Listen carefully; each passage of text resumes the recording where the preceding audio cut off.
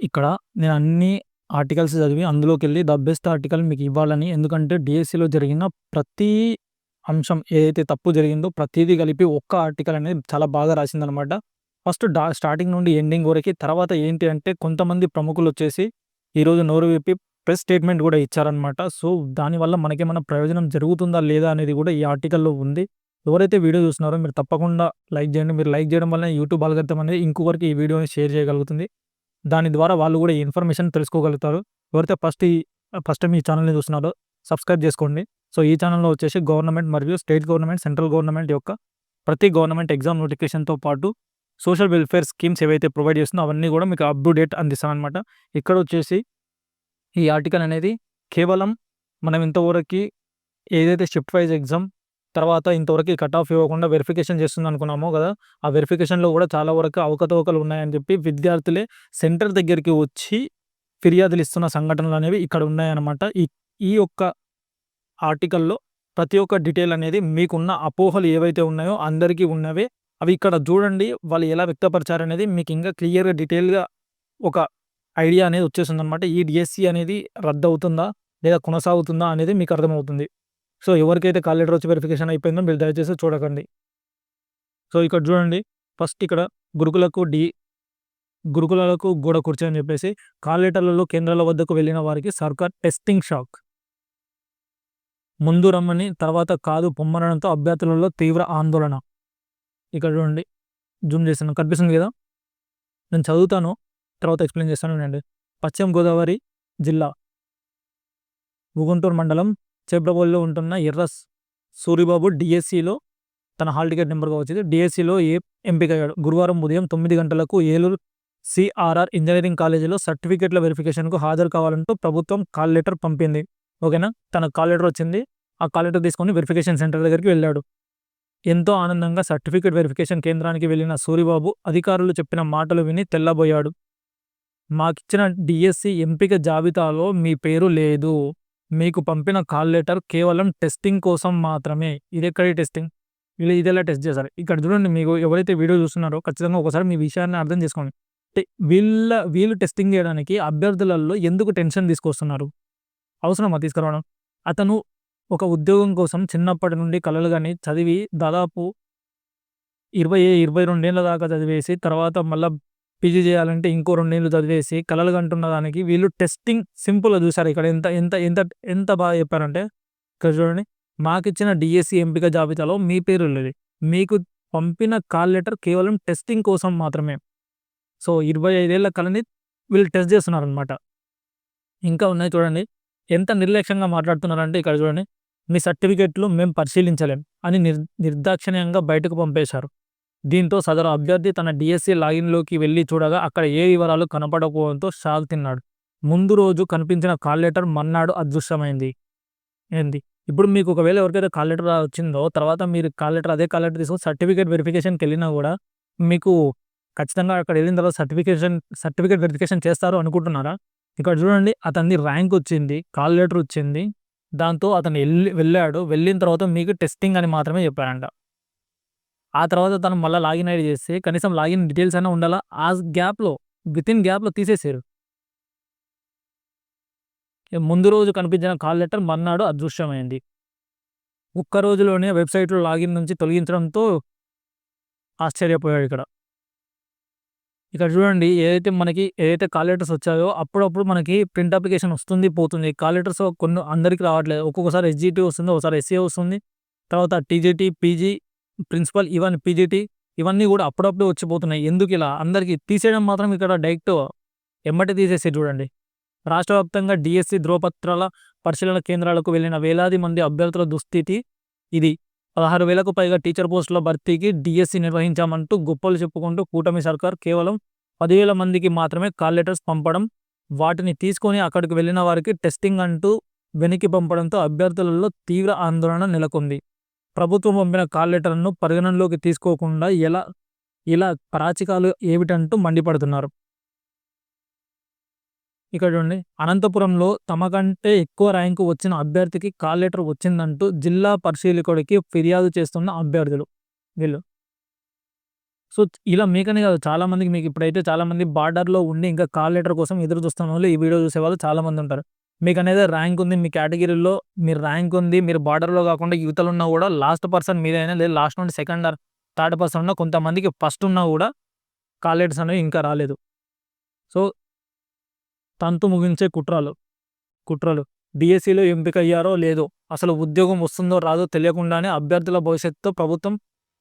భవిష్యత్తును ప్రభుత్వం నాశనం చేస్తుంది. డీఎస్సీ నోటిఫికేషన్ విడుదల మొదలు దరఖాస్తుల స్వీకరణ, పరీక్షల నిర్వహణ, నార్మలైజేషన్, పోస్టుల కేటగిరీ వరకు మభ్యపెట్టడమే ప్రభుత్వ విధానంగా కనిపించింది. చివరికి డీఎస్సీలో ఎంపికైన వారికి కాల్ లెటర్లు విడుదల చేయడంతో ఈ అభ్యర్థి ఉద్యోగానికి ఎంపికయ్యాడో లేదో తెలుసుకునే లోపు ఈ తంతు ముగించి తమకు ఇచ్చిన సవాళ్లకు ముడుపులు ముట్టజెప్పిన వాళ్లకు పోస్టులు కట్టబెట్టే కుట్రలు తెరతీసింది.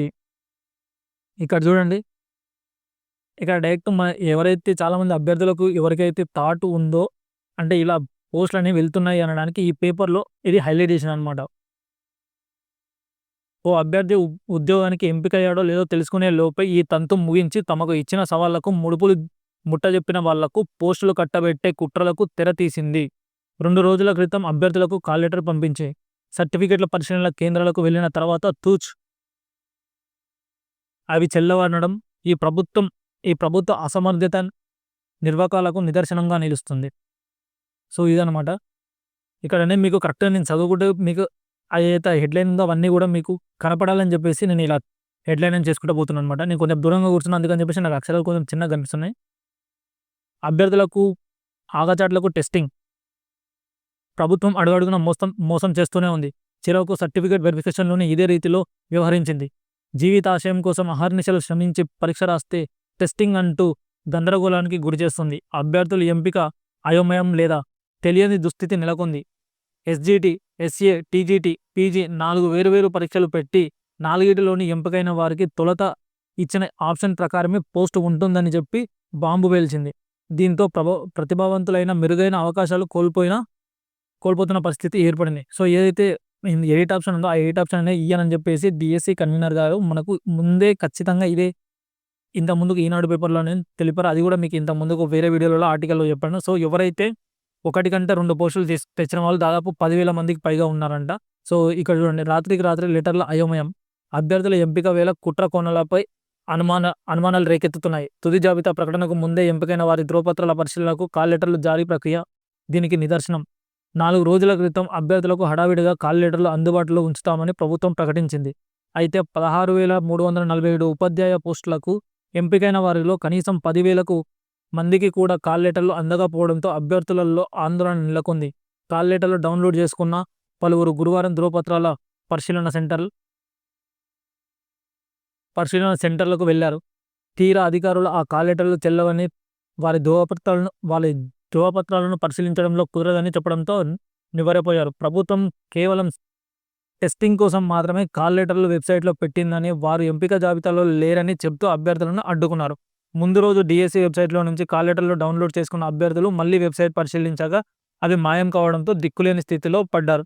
సో, ఇంతవరకు ఎవరైతే మీకు కాల్ లెటర్స్ వచ్చాయో మళ్ళీ కాల్ లెటర్ మీరు డౌన్లోడ్ చేసుకున్న తర్వాత ఒకసారి మళ్ళీ వెబ్సైట్లోకి వెళ్ళి మీ లాగిన్ డీటెయిల్స్ ఇచ్చేసి చెక్ చేసుకోండి. ఎవరికైనా ఇంకా కాల్ లెటర్స్ అనేవి ఉన్నాయా, మళ్ళీ తీసేశారనేది. ఒకవేళ తీసేసినట్టయితే మీకు కూడా ఇదే పరిస్థితిలో వాళ్ళు చెప్పొచ్చు అనమాట.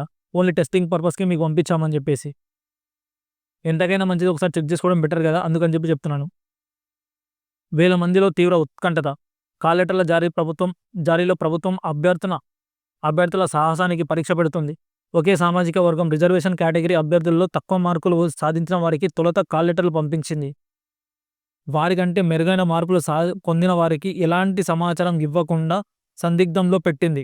మరోవైపు ఓపెన్ కేటగిరీలో ఎంపికైన వారికి తొలుత కాల్ లెటర్లు పంపించడం గందరగోళానికి దారితీసింది. ఇక్కడ చూడండి, ఫస్ట్ ఏదైతే ఉందో ఫస్ట్ వాళ్ళకనేది ఓపెన్ కేటగిరీకి అయితే వచ్చాయి చాలామందికి. ఆ తర్వాత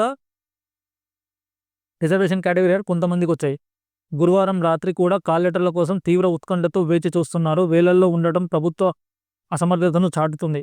ప్రతిభ పక్కకు తప్పించి కావాల్సిన వారికి ఉద్యోగాలు ఇచ్చేందుకు ఇలా వ్యవహరిస్తున్నారనే అనుమానాలు అభ్యర్థులలో వ్యక్తమవుతున్నాయి. ఇంకా చూడండి, క్లియర్గా వాళ్ళు మెన్షన్ చేశారు. సో, చాలామందికి ఉన్న డౌట్ ఏంటంటే ఇదే, ప్రతిభను పక్కకు తప్పించి కావాల్సిన వారికి ఉద్యోగాలు ఇచ్చేందుకు ఇలా వ్యవహరిస్తున్నారనే అనుమానాలు అభ్యర్థులలో వ్యక్తమవుతున్నాయి. ఇది నిజమే. ఎందుకంటే అనవసరంగా ట్రాన్స్‌పరెన్సీ‌గా చేసే ప్రతి పోస్ట్‌ని ఈ ఉద్యోగాల్ని ఎందుకు ఇంత హైడ్ జేసి మరి చేయాల్సిన అవసరం ఏముంది? సో, ఇప్పటికైనా కొంచెం టైం తీసుకొని అందరికీ ఎవరిని టెన్షన్ పెట్టకుండా ఇచ్చేస్తే ట్రాన్స్‌పరెన్సీ‌గా మేము చేశాము అని చెప్పుకోవడానికి వాళ్ళకు వస్తుంది. వినడానికి మనకు మంచిగుంటుంది. ఎవరికీ అన్యాయం జరగకుండా ఉంటుంది. కానీ అలా జరగాలా లేదు గదా! ఇక్కడ చూడండి సెలక్షన్ జాబితా వెల్లడించాలి. ఇతను ఎవరు అంటే ఇక్కడ చూడండి Nallapalli Vijayabhaskar AP state employees association అధ్యక్షుడు. సో, ఈ రోజన్నా కొంతమంది ప్రముఖులొచ్చి ఇలాంటి స్టేట్మెంట్స్ అనేవి ఇచ్చారనమాట. సో, ముందు ఏం జరుగుతుంది అనేది ఇంకా తెలవాల్సి ఉంది. ఇతను ఏమన్నాడో చూద్దాం. గతంలో డీఎస్సీ మెరిట్ లిస్ట్ ఇచ్చాకే సెలక్షన్ లిస్ట్ విడుదల చేసి సర్టిఫికేట్ వెరిఫికేషన్ నిర్వహించి నియామకాలు చేపట్టేవారు. ప్రస్తుతం దానికి భిన్నంగా సెలక్షన్ లిస్ట్ ఇవ్వకుండా కేవలం మెరిట్ జాబితా ప్రకారం కాల్ లెటర్లు పంపిన అభ్యర్థులకు మాత్రమే వెరిఫికేషన్ పిలవడం సరికాదు. డీఎస్సీ 2025లో అవకతవకలు జరుగుతున్నాయనే అనుమానాలకు తావిస్తుంది. మెరిట్‌లో ఉన్న వారికి కూడా కాల్ లెటర్స్ అందడం లేదు. సెలక్షన్ జాబితాను బహిర్గతం చేసి ఒకటి కంటే ఎక్కువ ఉద్యోగాలకు ఎంపికైన వారికి నచ్చిన పోస్టు ఎంచుకునే అవకాశం ఇవ్వాలి. ఆంధ్రప్రదేశ్ వెలుపలే చదివి గత 7 ఏళ్లుగా రాష్ట్రంలో నివాసం ఉంటూ మెరిట్ జాబితాలో ఎక్కువ మార్కులు పొందిన అభ్యర్థులను రాష్ట్రపతి ఉత్తర్వులు 1975 మేరకు స్థానికులుగా పరిగణించాలి. సో, ఇతను చేసిన స్టేట్మెంట్ అనేది ఇది. ఇంకొకరు చూడండి ఇక ఎంపిక జాబితా ఇవ్వాలి. డీఎస్సీ నియామకాలకు సంబంధించి గతంలో మాదిరిగా ఎంపిక జాబితా విడుదల చేయలేదు. దీంతో ఎంపిక పారదర్శకంగా జరగలేదని అపోహలున్నాయి. ఎంపిక జాబితాను బహిర్గతం చేయాలి. ఆ తర్వాతే సర్టిఫికేట్ వెరిఫికేషన్ జరగాలి. గందరగోళానికి నివారించేందుకు సెలక్షన్ లిస్ట్ విడుదల చేస్తూ కేటగిరీ వారీగా కట్ ఆఫ్ మార్కులను వెల్లడించాలి. అన్నం శ్రీనివాసులు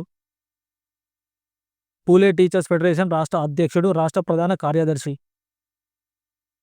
సో, ఇది ఇక్కడ నుండొచ్చింది. తర్వాత ఇంకా ఇంకొన్ని కూడా ఆర్టికల్స్ ఉన్నాయి. ఇదే దాంట్లో చెప్తే మొత్తం అయితే మ్యాటర్ అయితే ఇదే. ప్రతి దాంట్లో ఇదే వచ్చిందనమాట. ఇంకొన్ని పేపర్స్ ఉన్నాయి. ఇంకొన్ని పేపర్స్‌లో ఏంటి అంటే దాదాపు 15,000 మందికి కాల్ లెటర్స్ అనేవి ఇచ్చాము అని చెప్పారు. కాకపోతే అంతమందికైతే రాలేదు. సో, మీరు ఇంకా ఎవరైతే కాల్ లెటర్ రాలేదో వెయిట్ చూడండి. ఎవరికైతే కాల్ లెటర్ వచ్చిందో ఒకసారి డౌన్‌లోడ్ చేసుకున్న తర్వాత మళ్ళీ ఒకసారి వెబ్‌సైట్‌కెళ్ళి మీ లాగిన్ డీటెయిల్స్ ఇచ్చేసి కాల్ లెటర్స్ నిజంగా మీ దాంట్లో అందుబాటులో ఉన్నాయా? లేదా మిమ్మల్ని కూడా టెస్ట్ చేస్తున్నారా అనేది ఒకసారి చెక్